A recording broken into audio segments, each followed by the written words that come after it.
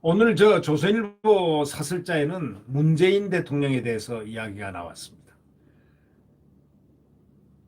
이제 원전을 활용하겠다 하고 또 뭐 북한을 규탄하는 듯하는 그런 모습을 보면서 사설자는 이렇게 얘기합니다. 북을 규탄하고 원전을 활용한다.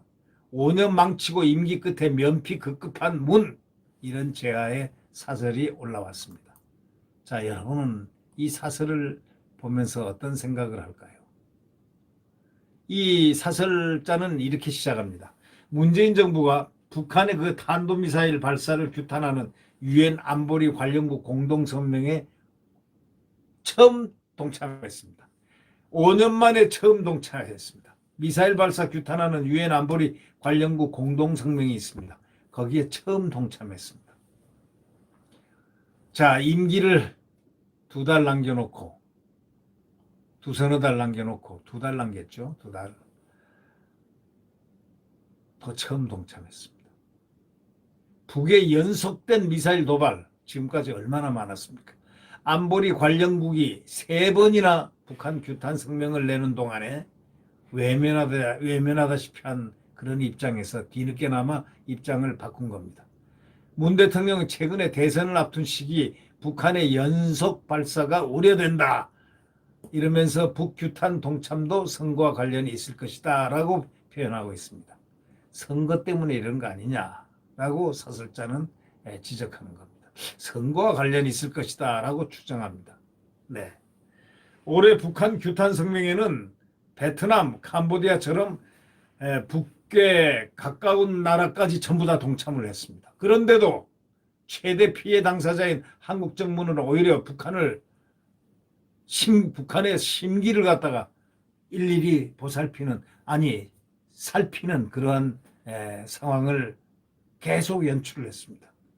북한 김여정이가 금지했다고 도발이라는 말조차 제대로 쓰지도 못합니다. 임기 끝까지 남북 쇼할 생각에 매달렸기 때문일 것입니다. 북한이 핵미사일 폭주를 하는데도 평화 타령만 했습니다. 자, 북한이 극초음속 미사일까지 성공했는데도 불구하고 대규모 한미훈련은 전부 사라졌고 컴퓨터니 뭐니 이런 걸로 도상훈련을 합니까? 뭘 했습니까? 국군은 대화로 나라 지킨다는 군대가 돼버렸습니다. 아니, 국군은 총을 들고 전투를 하면서 승리로 이끄는, 목숨을 바쳐 나라를 위하여 국민을 위하여 생명과 안전을 위해서, 국민의 생명과 안전을 위해서 자기의 목숨을 초계처럼 버리는, 바로 이것이 군인입니다.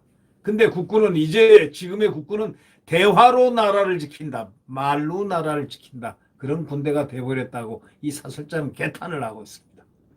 문재인 정부 안보 성적표가 바로 그거라고 지적합니다. 자, 문재인 대통령은 정말 대한민국 안보를 무척 문재인식 안보로 바꿔버렸습니다. 그 결과가 지금 어떻게 됐습니까? 바이든 미국 대통령이 러시아 핵위험 대책 논의를 위해서 구라파라든가 EU, 일본, 캐나다 등 동맹국과 긴급 통화를 했지만 문재인 대통령과는 통화 상대에서 빠졌습니다. 문재인 대통령과는 통화 상대에서 명단에서 빠졌습니다. 미국이 발표한 그 러시아 수출 통제 면제 대상에서도 한국은 제외됐습니다. 끝까지 이렇게 하고 임기를 마쳐야 되겠습니까? 미국이 발표한 대러 수출 통제 면제 대상에서도 한국이 제외되다니, 이거는 막대한 손실이죠. 문 정부가 자초한 측면이 매우 크다, 이렇게 지적합니다.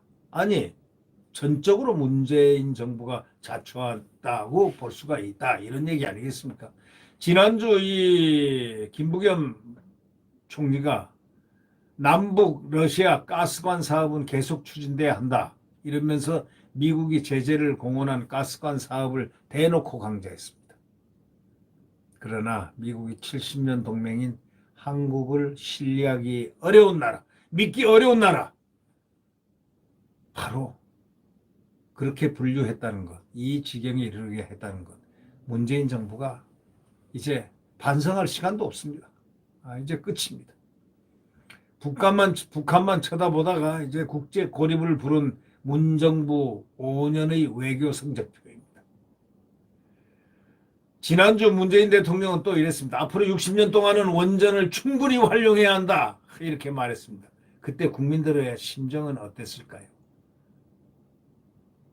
국민들의 심정은 부글부글이죠. 건설이 지연되고 있는 신한울 1, 2호기와 신고리 5, 6호기에 대해서도 빠른 시간 내 단계적 정상 가동을 지시했습니다.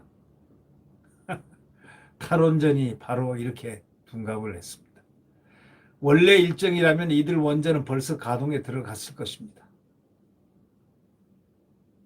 문재인 대통령은 5년 내내 탈원전 5기 아집으로 세계 최고 수준이던 원전 생태계를 망쳐놓더니 임기가 다 돼서야 원전 활용과 정상 가동을 지시했습니다. 그러면서 탈원전 정책 오류에 대한 입장은 끝내 밝히지 않았습니다.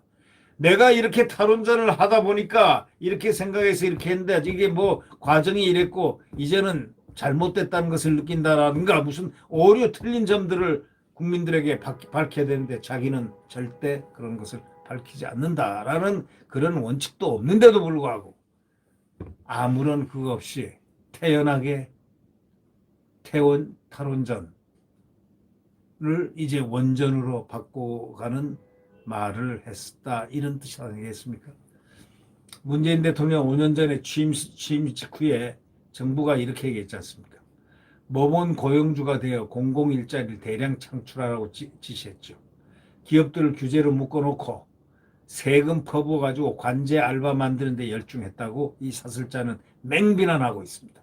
그래놓고서 작년 말 기업 총수들 불러 모아가지고 좋은 일자리 창출은 기본적으로 기업의 몫이다 이렇게 했습니다. 너무 당연한 말을 인지해야 하는 겁니다. 5년 내내 국가 안보와 원전과 일자리를 망쳐놓고 임기 종료가 닥치자 이제 면피하는 데 급급하다고 이 사설자는 맹비판하고 있습니다. 여러분들은 어떻게 생각하십니까? 오늘 이 조선일보의 사설자는 면피란 말을 썼습니다. 북한을 규탄하고 원자력을 갖다가 활용하자라는 식의 이런 말들을 지금 하고 있는데 5년을 다 망쳐놓고 임기 끝에 와서 면피한다고 급급하다. 바로 그 사람이 바로 문재인 대통령이다. 이런 얘기죠. 네. 국민 여러분, 자, 지난 날을 돌이켜기에는 지금 시간이 너무 급박합니다. 자칫 잘면 문재인 시즌2가 또 올 수가 있지 않겠습니까? 이제 하나 방법, 정권 교체는 없습니다. 정권 교체에는 안철수도 없습니다. 안철수는 이미 떠났습니다. 철수했습니다. 정권 교체에 국민의 열망 속에서 국민을 버리고 떠났습니다. 그래놓고 나가서 그 책임을 자꾸 윤석열에게 돌리고 있습니다. 그러나 그저께 그 내용들이 전부 다 국민들에게 알려졌죠. 윤석열 책임이 아니라 100% 안철수 책임이었다는 사실을 말이죠. 그래도 급급한지 책임을 자꾸 전가하려고 합니다. 누구에게? 안철수가 윤석열에게요. 정말 끝까지 안철수입니다.